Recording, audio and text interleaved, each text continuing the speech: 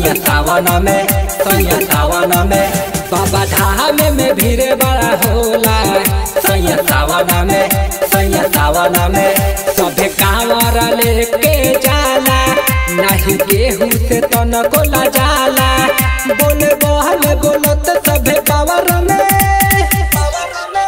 और राज में भीड़ बड़ा होला।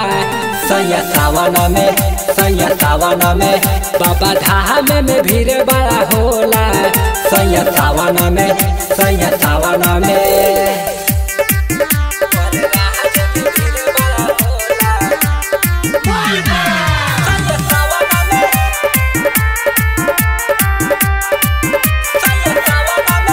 नहीं बहरब काम चली घूमे बाबा धाम। बाटे मनावा में श्रद्धा हमार जी, काहे कहला बात करतानी इनकार। बाटे दुनिया में उन्हीं के नाम जी,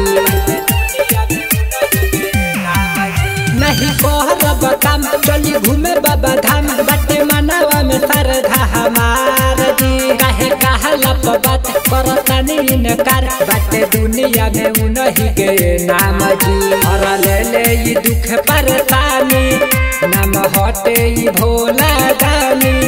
जे जाला उनका भवन में और राज में भीड़ बड़ा होला।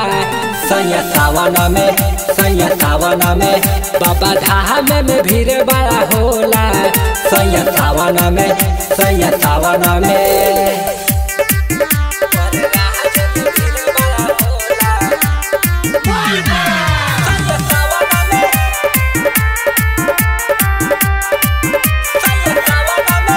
लचकाई के कमर चली भोला के नगर।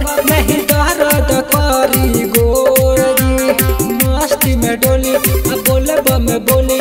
हो जाई जल्दी भोर जी, लचकाई के कमर चली भोला के नगर।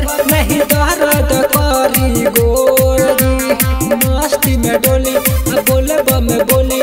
हो जाई जल्दी भोर जी।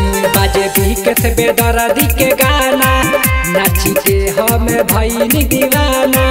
चली घूमे बाबा के शरण में और राज में भीड़ बड़ा होला। सैया सावन में बाबा धाम में भीड़ बड़ा होला। सैया सावन में Chaudhary films recording studio Turkaulia.